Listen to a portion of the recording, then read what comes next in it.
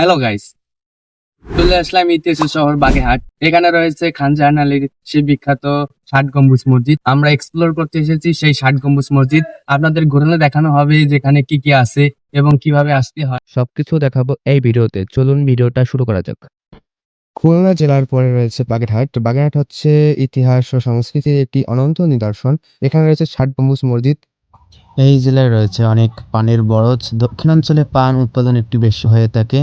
রয়েছে গলদা চিংড়ির হাওর এবং চিংড়ি গবেষণা কেন্দ্রাগার।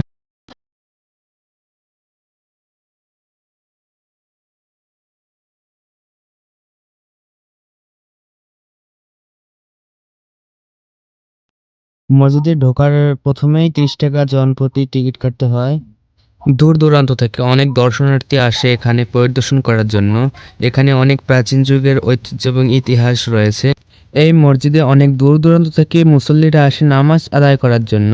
এই ৬০ গম্বুজ মসজিদটির নামকরণ করা হয়েছে এর ৬০টি স্তম্ভের কারণে। এই মসজিদটির ছাদে ৭৭টি গম্বুজ রয়েছে এবং মোট চারপাশে বড় বড় ৪টি গম্বুজ মিলে মোট ৮১টি গম্বুজ রয়েছে এই মসজিদটির। প্রাচীন ইতিহাসের ভাস্কর্য এবং পোড়ামাটির ফলক দিয়ে এই গম্বুজের ভেতরে সুসজ্জিত আছে।